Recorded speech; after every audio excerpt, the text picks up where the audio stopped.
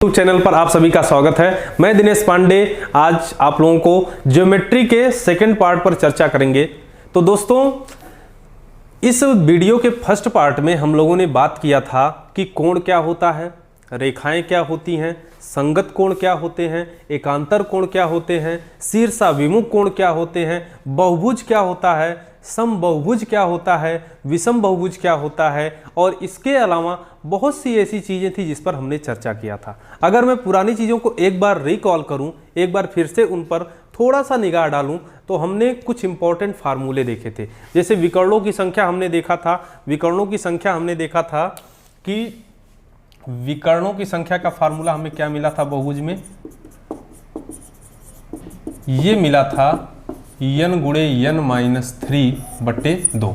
मतलब किसी भी बहुभुज में विकर्णों की संख्या ज्ञात कर सकते हैं। इसके अलावा हम बहुभुज में बहिष्कोण और अंतःकोण पर भी चर्चा किए थे कि किसी भी बहुभुज में बहिष्कोण और अंतःकोण का योग जो होता है वो 180 होता है। अगर कोई समबहुभुज था तो उसमें जो बहिष्कोण का मान आता था 360/n होता था, और अंतःकोण का मान क्या होता था 180 - 360/n हो जाता था। और इसी आधार पर हमने एक चार्ट बनाया था और उसी चार्ट के आधार पर हमने इस पर चर्चा किया था। तो आज हम लोग आकृतियों पर बात करते हैं और सबसे पहले सबसे छोटे बहुभुज पर चर्चा करेंगे जिसका नाम है त्रिभुज। आज हम लोग बात करेंगे त्रिभुज पर। तो आज का जो टॉपिक होगा वो होगा त्रिभुज।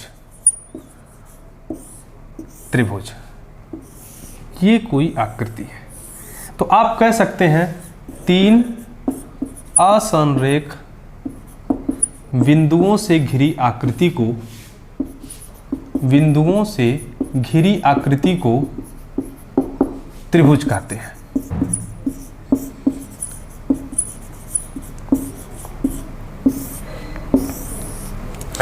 त्रिभुज मतलब जिसकी तीन भुजाएं होंगी। त्रिभुज के आंतरिक कोणों का योग कितना होता है, 180 होता है। ये सारे चीजें कहाँ से आती हम लोग प्रीवियस वीडियो में चर्चा कर चुके हैं।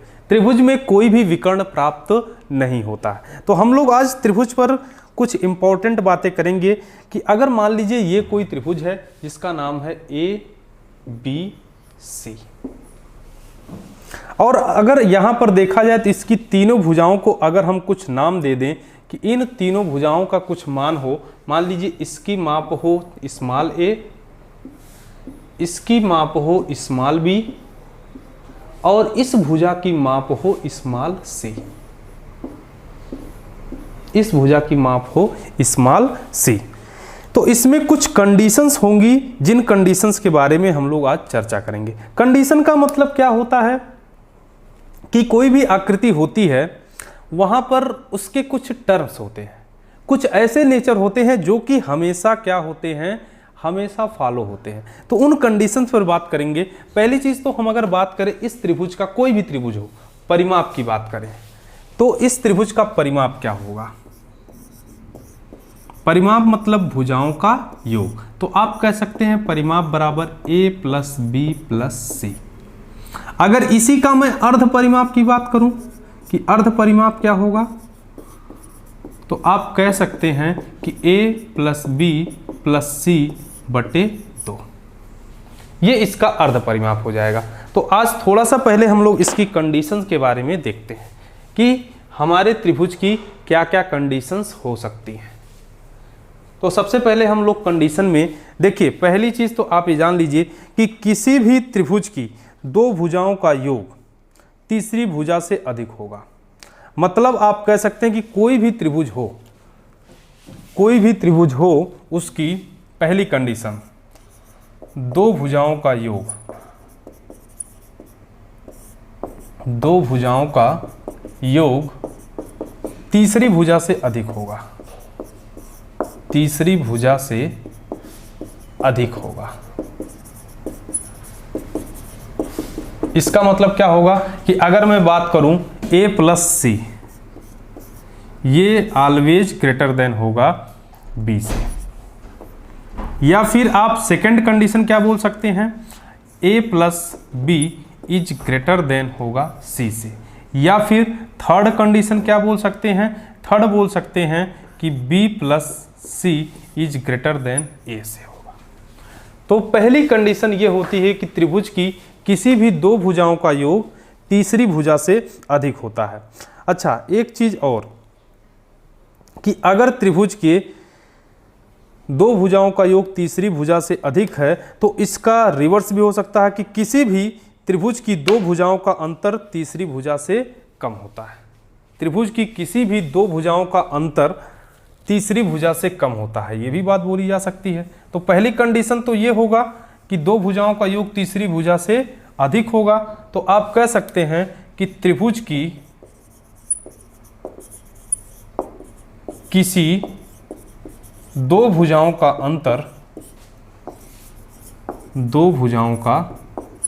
अंतर तीसरी भुजा से कम होगा, तीसरी भुजा से कम होगा। अंतर मतलब क्या है? जो बड़ा होगा उसमें से छोटे वाले को घटा दें। जैसे अगर मैं बात करूं दो भुजाओं का अंतर मतलब a माइनस बी, ये हमेशा कम होगा c से।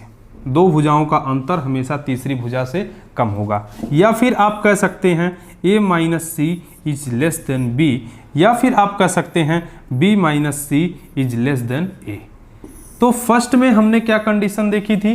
फर्स्ट में हमने कंडीशन देखा था कि a plus b always greater than c और a plus c always greater than b, या b plus c always greater than a।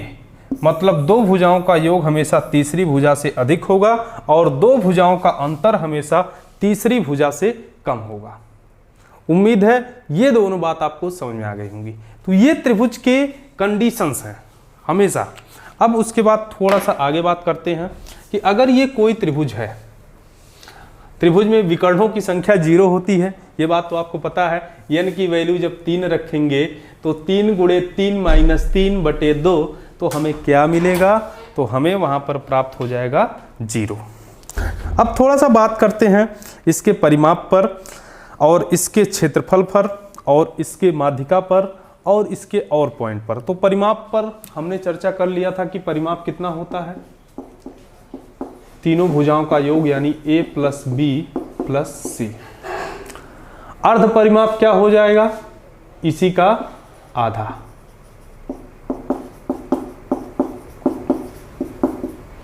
मतलब a प्लस बी प्लस सी अपान 2।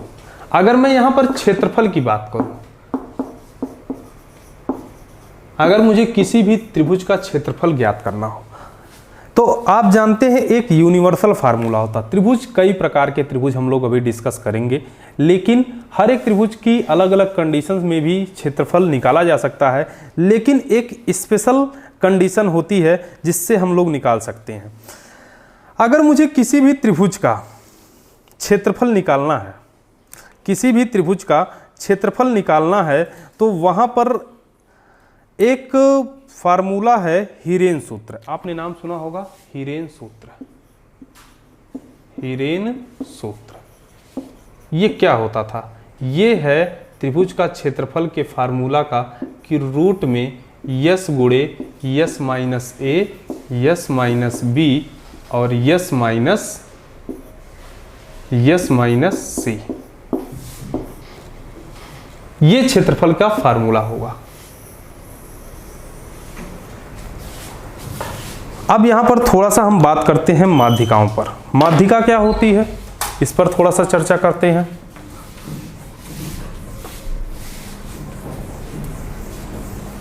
ये तो नॉर्मल कंडीशन हो गई जिन पर हम लोग चर्चा करने वाले हैं। अगर कोई भी एक त्रिभुज है, कोई भी एक त्रिभुज है ए बी सी, कोई भी एक त्रिभुज है, अगर इस त्रिभुज में माध्यिकाओं की बात किया जाए और माध्यिकाओं का हम नाम भी थोड़ा सा कर देते हैं। अगर बी, माध्यिका मतलब क्या होता है? माध्यिका, माध्यिका मतलब त्रिभुज के किसी भी शीर्ष से सम्मुख भुजा पर खींची गई सीधी रेखा। जो कि उस दूसरी वाली भुजा को दो बराबर भागों में बांटती है। मतलब माध्यिका की एक नॉर्मल परिभाषा हम बोल सकते हैं कि किसी भी त्रिभुज की एक शीर्ष से सम्मुख भुजा के मध्य बिंदु पर खींची गई रेखा ही माध्यिका कहलाती है। मतलब किसी भी शीर्ष से सम्मुख भुजा के मध्य बिंदु पर खींची गई सीधी रेखा क्या होती है? माध्यिका कहलाती है। तो आप कह सकते हैं कि अगर यहां पर ए से इस वाले बिंदु पर खींच सकते हैं, इस वाले बिंदु से इस वाले बिंदु पर खींच सकते हैं, तो ये यहां पर आप कह सकते हैं कि अगर मैं नामकरण कर दूं, ये है डी पॉइंट, ये है ई पॉइंट, ये है एफ पॉइंट, तो आप कह सकते हैं कि बी डी बराबर डी सी होगा, क्योंकि ये माध्यिका है। इसी प्रकार से आप कह सकते हैं कि सी एफ बराबर एफ ए होगा। इसी प्रकार से आप कह सकते हैं कि बी ई बराबर ए ई होगा। ये तीनों टर्म आप बोल सकते हैं। क्यों? क्योंकि यहां पर ये माध्यिकाएं हैं और माध्यिकाएं हमेशा किसी भी शीर्ष से सम्मुख भुजा के मध्य बिंदु पर खींची गई सीधी रेखा होती है। तो इसका मतलब ये कंडीशन बहुत ही इजीली बोली जा सकती है। अब थोड़ा सा अगर यहां पर हम नाप कर दें, अच्छा दूसरी बात, अगर इन माध्यिकाओं की हम वैल्यू लिख दें, वैल्यू मतलब ये हो जाएगा कि अगर मैं इस वाले का माप रख दूं, इस माध्यिका का A, इस वाले माध्यिका का माप हम रख दूं B, और इस वाले माध्यिका का माप हम रख दूं C, तो आप यहां पर की माध्यिकाओं, अगर मुझे यस की वैल्यू निकालनी हो तो यस क्या होता था? यस बराबर होता था A plus B plus C, मतलब तीनों की माध्यिकाओं का योग बटे 2। अगर मुझे माध्यिका पता है तो यस की वैल्यू निकल जाएगी और तब जो क्षेत्रफल होगा उसे हम बड़े आराम से निकाल सकते हैं, जो कि क्या था? यस गुणे यस माइनस ए, यस माइनस बी और यस माइनस सी। तो अगर मुझे त्रिभुज की तीनों माध्यिकाएं पता है तो वहां पर हमें त्रिभुज का क्षेत्रफल निकालने के लिए सबसे पहले हम लोग निकालते हैं माध्यिका का मीन, मतलब a प्लस बी प्लस सी अपान 2, और ये तीनों a और b और c ये क्या हैं? त्रिभुज की माध्यिकाएं हैं। a b c ये क्या हैं? त्रिभुज की माध्यिका है। तो उम्मीद है ये बात आपको समझ में आ गई होगी, और इस प्रकार से हम इसका निकाल सकते हैं एरिया।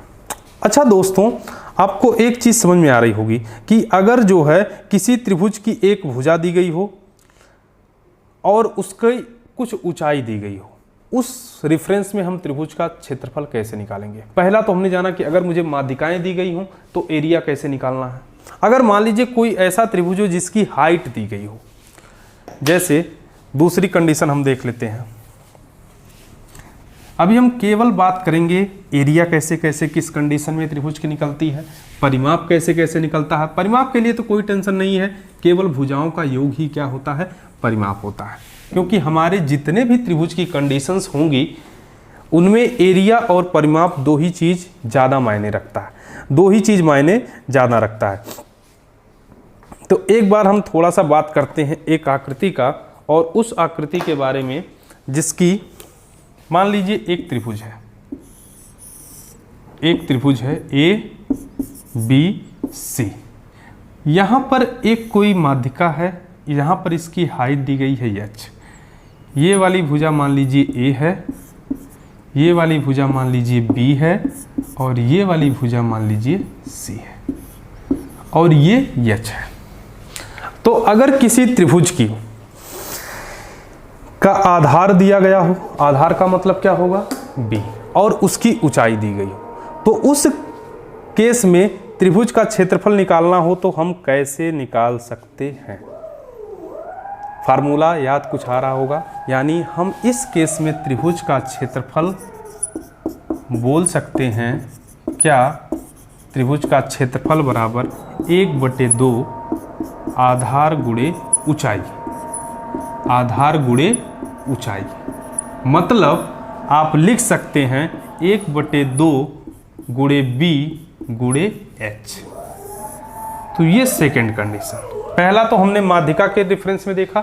सेकंड हमने अगर किसी की ऊंचाई और आधार दिया गया हो तो उस केस में कैसे त्रिभुज का क्षेत्रफल निकलता है, ये चीज हमने ऑब्जर्व किया। उसके बाद इन दोनों केसेस पर हमने एरिया तो निकाल लिया। अब थोड़ा सा बात करते हैं त्रिभुज के प्रकार पर कि त्रिभुज कितने प्रकार के होता है, त्रिभुज को क्या क्या नाम दिया जा सकता है, इसके और बात करते हैं।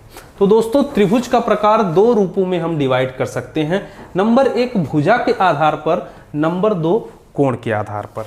तो यहाँ पर सबसे पहले हम लोग देखते हैं कि भुजा के आधार पर, कोण के आधार पर हम कैसे त्रिभुजों का बंटवारा कर सकते हैं।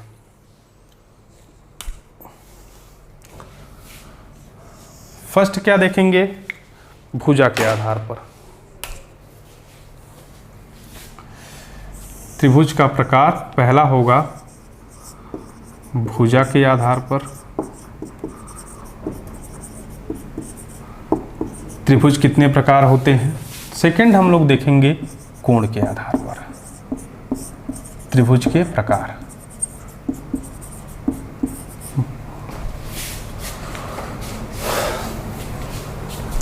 तो सबसे पहले आपको पता है त्रिभुज में 2 ही चीज का मेन रोल होता है, एक होती है भुजा, दूसरा होता है कोण। तो अगर मैं त्रिभुज के प्रकार, अब मैं बात करूं कोण के आधार पर कि कोण के आधार पर त्रिभुज के कितने प्रकार होते हैं। त्रिभुज के प्रकार कोण के आधार पर।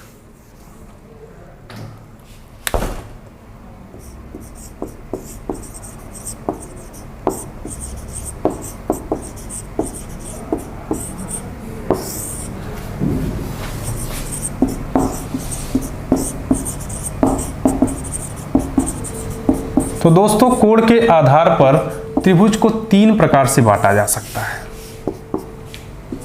3 प्रकार से बांटा जा सकता है। पहला क्या, न्यून कोण त्रिभुज।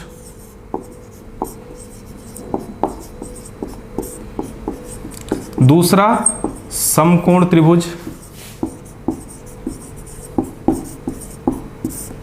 और तीसरा होगा अधिक कोण त्रिभुज। अधिक कोण त्रिभुज। अब यहां पर न्यून कोण का मतलब क्या होगा, ऐसा त्रिभुज जिसके प्रत्येक कोणों का योग न्यून कोण हो, मतलब 90 डिग्री से अधिक ना हो। मतलब आप कह सकते हैं कि तीनों कोण न्यून कोण होना इसमें मस्ट है। मतलब तीनों कोण क्या होंगे, न्यून कोण। तीनों कोण होंगे न्यून कोण।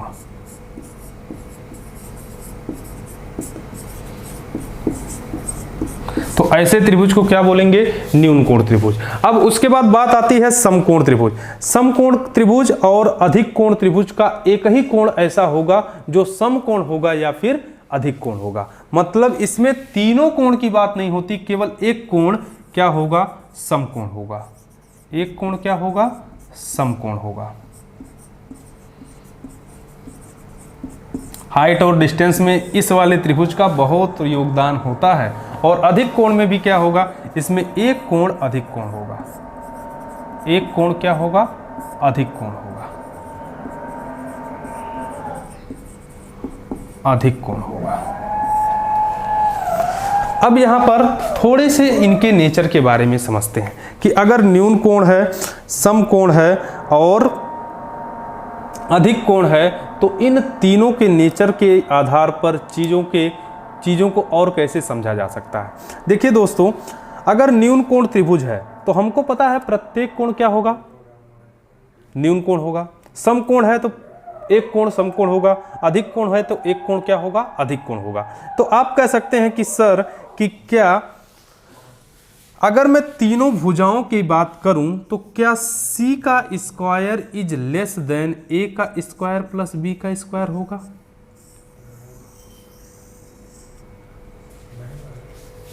मतलब किसी एक, मतलब अगर कोई भी C, मतलब यहां पर क्या होगी, सबसे बड़ी भुजा होगी। C बराबर क्या होगी, C सबसे बड़ी भुजा, सबसे बड़ी भुजा। ये कंडीशन मस्ट है। मतलब अगर देखा जाए कोई न्यून कोण त्रिभुज होगा तो उसकी सबसे बड़ी भुजा का स्क्वायर वो अन्य दो भुजाओं के स्क्वायर के योग से छोटा होता है, ये इसकी कंडीशन में होगी। लेकिन अगर यही मैं समकोण की बात करूं तो इसमें जो सबसे बड़ी भुजा होगी उसके स्क्वायर का मान अन्य दोनों भुजाओं के स्क्वायर के मान से क्या होगा, बराबर होगा। पाइथागोरस प्रमेय इसी पे चलती है।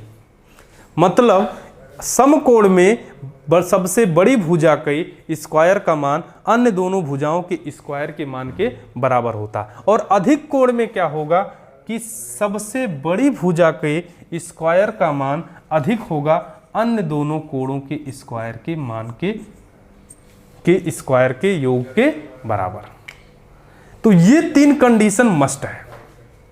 मतलब न्यून कोण में सबसे बड़ी भुजा का स्क्वायर अन्य दोनों भुजाओं के स्क्वायर के योग से कम होता है, लेकिन समकोण में सबसे बड़ी भुजा के स्क्वायर का मान अन्य दोनों भुजाओं के स्क्वायर के योग के बराबर होगा। लेकिन अधिक कोण में क्या होगा, सबसे बड़ी भुजा के स्क्वायर का मान अन्य दोनों भुजाओं के स्क्वायर के मान से अधिक होगा।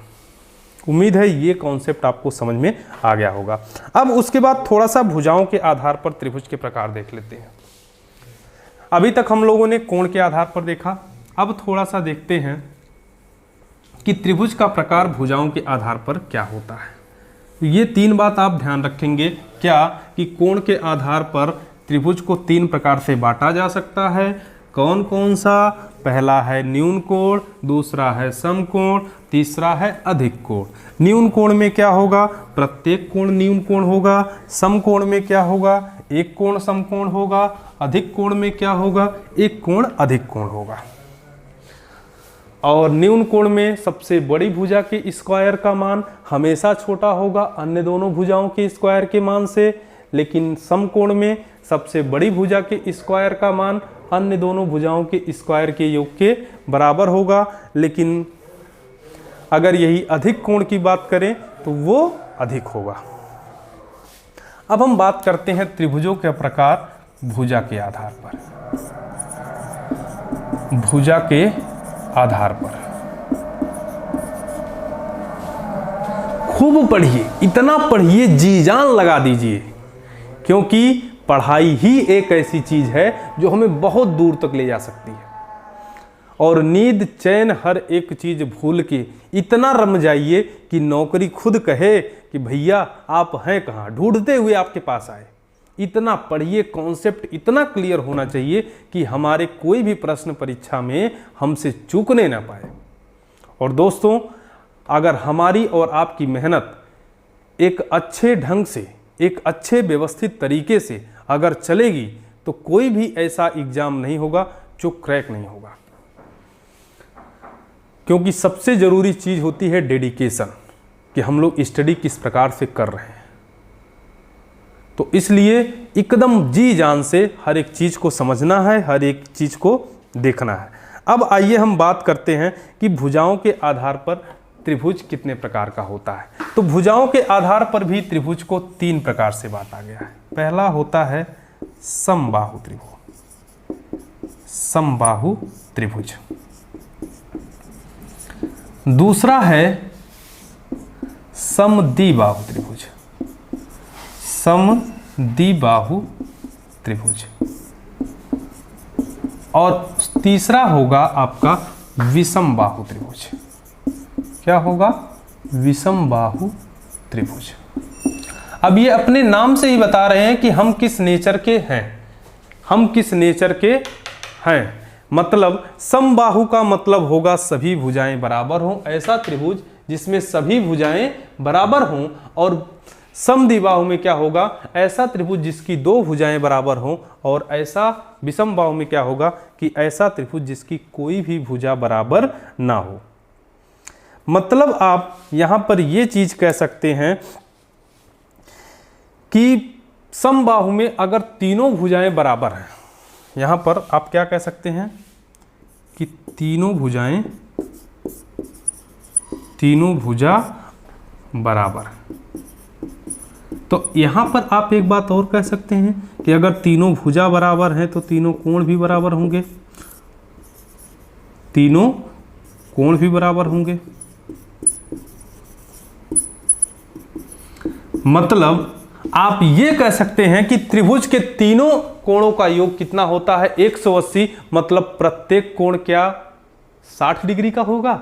हाँ होगा, मतलब प्रत्येक कोण कितना का होगा 60 डिग्री का, प्रत्येक कोण होगा 60 डिग्री का। उम्मीद है ये बात आप पे समझ में आ गई होगी। मतलब हमें जब भी समबाहु त्रिभुज का मान, समबाहु त्रिभुज आए तो हमारे माइंड में क्या आना चाहिए? प्रत्येक कोण 60 डिग्री का होगा। क्यों? क्योंकि तीनों भुजाएं बराबर हैं तो तीनों कोण बराबर होंगे, और त्रिभुज के अंतः कोण का योग कितना होता है 180। तो इसका मतलब हो जाएगा प्रत्येक कोण कितना हो जाएगा 180/3, यानी कि 60 हो जाएगा। अच्छा, उसके बाद हम बात करते हैं समद्विबाहु में। समद्विबाहु में आप कह सकते हैं कि दो भुजाएं बराबर होती हैं। चलिए मान लेते हैं दो भुजा बराबर होंगी, तो इसका मतलब इन दोनों भुजाओं के सम्मुख कोण भी बराबर होंगे, दोनों भुजाओं के सम्मुख कोण भी बराबर होंगे, सम्मुख कोण भी बराबर होंगे। लेकिन तीसरी भुजा इनके बराबर नहीं होगी, तो ना तीसरा कोण इनके बराबर होगा। तो हमें इतना समझ में आ गया कि समद्विबाहु में जब दो भुजाएं बराबर हैं तो दो कोण भी बराबर होंगे, लेकिन विषमबाहु में ना कोई भुजा बराबर होती है ना कोई कोण, ना कोई भुजा बराबर और ना तो कोई कोण।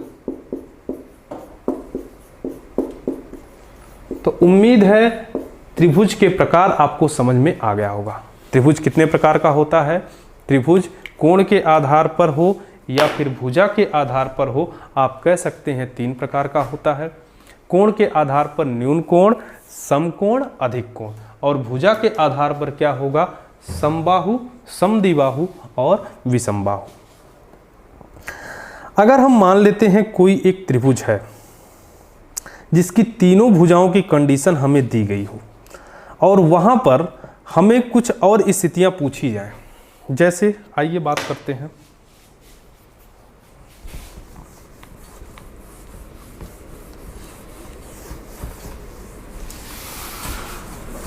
अगर आप त्रिभुजों के प्रकार समझ गए हैं अच्छी तरह से, तो अब हमें केवल और केवल क्वेश्चन पर डेडिकेटेड करना है।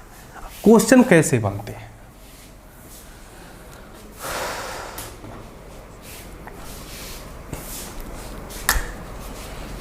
ये एक त्रिभुज है, इस त्रिभुज का मान लीजिए हमने नामकरण कर दिया ABC, और इन त्रिभुज के जितनी भुजाएं हैं इनके माप की भी बात कर देते हैं कि अगर ये है A, ये है B और ये है C। अगर A के सम्मुख वाले कोण को हम नाम दे दें A का, C भुजा के सम्मुख वाले कोण का नाम दे दें C का, और B के सम्मुख वाले भुजा का, इसके सम्मुख के भुजा का नाम दे दें B, कोण का नाम हम दे देते हैं। यार इसको अगर ध्यान से देखें तो हमारे माइंड में क्या बातें आती हैं।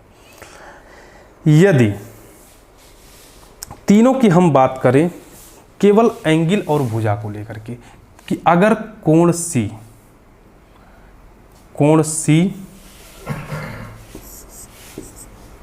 छोटा हो कोण B से और कोण B छोटा हो कोण, यहां पर एंगल नहीं लगाते हैं, केवल बात करते हैं A छोटा हो B से, B छोटा हो C से। तो इसी ऑर्डर में हम भुजाओं को भी कह सकते हैं कि A छोटी होगी B से, B छोटी होगी C से। बोल सकते हैं कि नहीं बोल सकते हैं? क्योंकि हमने अभी समबाहु त्रिभुज में क्या देखा था, सभी भुजाएं बराबर थी तो सारे कोण बराबर थे। जो भुजा, अगर दो भुजाएं बराबर थी तो दो कोण बराबर थे। तो अगर यहां पर हम एंगल दिखा दें, कुछ भी एंगल हो, तो अगर हम एक कंडीशन रख सकते हैं तो दूसरी कंडीशन पर चर्चा कर सकते हैं कि नहीं कर सकते हैं। मतलब हम क्या कह सकते हैं कि बड़ी भुजा के सामने बड़ा कोण, बड़ी भुजा के सामने बड़ा कोण अंकित होगा और छोटी भुजा के सामने छोटा कोण होगा, छोटी भुजा के सामने छोटा कोण होगा।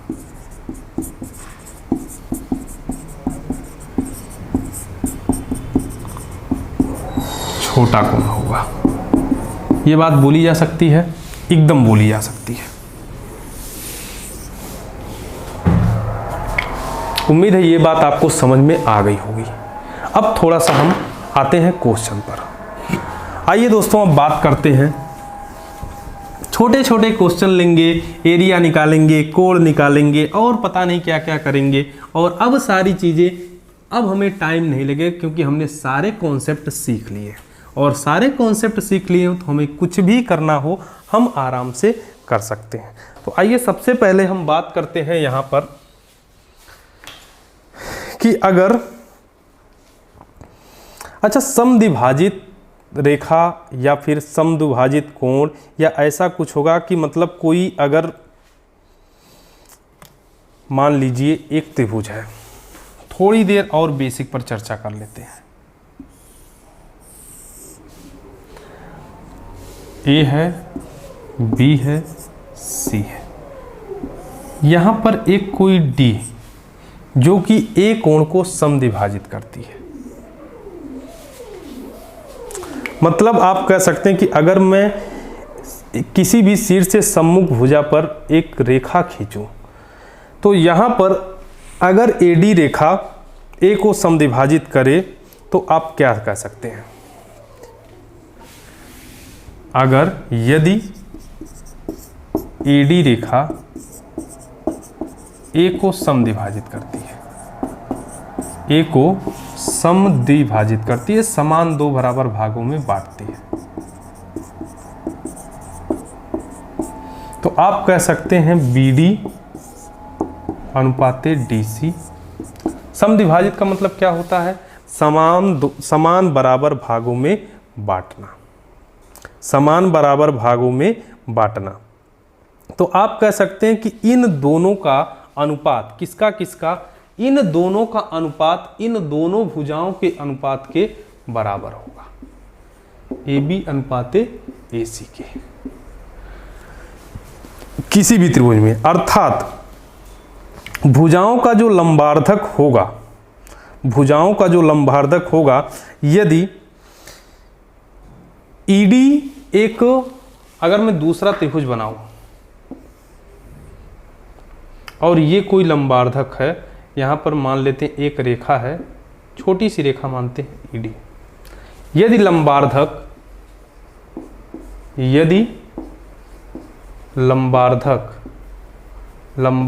हो, लंबार्धक ईडी है, ये फर्स्ट कॉन्सेप्ट आप ध्यान रखेंगे कि अगर ए को समद्विभाजित करे तो ये अनुपात होगा। उसके बाद अगर कोई लंबार्धक आता है तो वहां पर वो समद्विभाजित करता है। ये लंबार्धक नहीं, मतलब यहाँ पर आप थीटा का मान 90 डिग्री नहीं रख सकते, ये 90 डिग्री नहीं है। यहाँ पर अगर थीटा का मान 90 डिग्री हो तब ये क्या कॉन्सेप्ट होगा। हम इसका एक और फिगर ड्रा करते हैं, उसके बाद समझते हैं।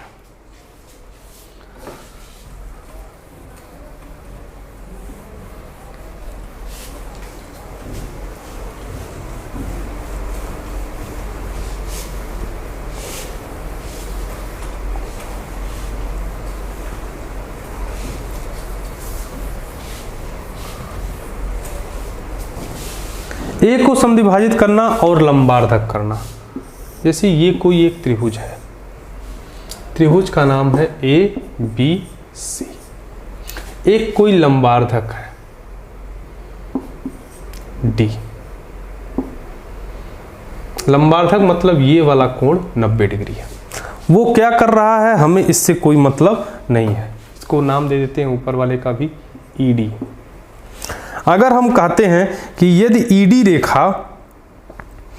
ईडी रेखा अगर जो है बीसी की लंबार्धक है, ईडी रेखा बीसी की लंबार्धक है, ईडी रेखा बीसी की लंबार्धक है, तो क्या कंडीशन हो सकती है इस पर? लंबार्धक मतलब वो इस पॉइंट पर बीसी रेखा पर जहां पर मिलेगा दोनों तरफ 90-90 डिग्री का कोण बनना मस्ट है। तो यहां पर हमें एक चीज समझ में आनी चाहिए, वो क्या कि BD बराबर DC होगा, और अगर ED BC पर लंब होगी, BD बराबर क्या होगा? DC होगा। BD बराबर क्या होगा? फिर DC होगा अगर लंबार्धक है। तो अगर ED BC पर लंब होगी, मतलब अगर ED लंब किस पे होगी? BC पर। तो ये कॉन्सेप्ट हमें ध्यान में रखना होगा। लंबार्धक होगा तो ये दो बराबर भागों में बांटेगा, उम्मीद है। और ये इसी को समद्विभाजक बोलते हैं, मतलब हम कह सकते हैं कि लंबार्धक को समद्विभाजक भी बोल सकते हैं, समद्विभाजक भी बोल सकते हैं कि ये सामने वाली भुजा को दो बराबर भागों में बांटेगा। लेकिन अगर ये लंबार्धक नहीं है, मतलब ये थीटा 90 डिग्री के बराबर नहीं है, तो ये दोनों भुजाएं, मतलब ए बी सी अगर मैं नाम दे दूं तो A B not equal to B C. लंबार्धक है तो उसको मतलब सामने वाली भुजा को 90 बराबर भागों में बांटेगा, अदरवाइज वो नहीं बांटेगा। उम्मीद है ये बात आपको समझ में आ गई होगी। अब उसके बाद हम आगे थोड़ा सा देखते हैं। हम लोग केवल और केवल कॉन्सेप्ट देखें। देखो, कॉन्सेप्ट इज पावर। कॉन्सेप्ट अगर हमारा क्लियर है तो हमें कोई भी क्वेश्चन फंसा नहीं सकता, और यही सारे ऐसे कॉन्सेप्ट हैं जो कि हमारे क्वेश्चन को करने में हमारी बहुत मदद करते हैं। तो हमने सीखा क्या? हमने लंबार्धक सीखा, और उसके बाद अगर मान लीजिए शीर्ष लंब की ऊंचाई ज्ञात करनी हो, अच्छा शीर्ष लंब हो गया, या फिर त्रिभुज के माध्यिकाओं की माप निकालना हो, ये सारी चीज़ें आज थोड़ा सा समय का अभाव है, हम लोग अगले वीडियो में चर्चा करेंगे। तो अगले वीडियो में हम लोग त्रिभुज के 2-3 टर्म और हैं उस पर चर्चा करेंगे, उसके बाद त्रिभुज पर हम लोग क्वेश्चन करेंगे, उसके बाद फिर अगले दूसरे बहुभुज पर हम लोग बात करेंगे, ठीक है ना। तो मिलते हैं फिर अगले वीडियो में एक नए विभिन्न प्रकार के क्वेश्चनों के साथ। तब तक के लिए जय हिंद, शुक्रिया, नमस्कार।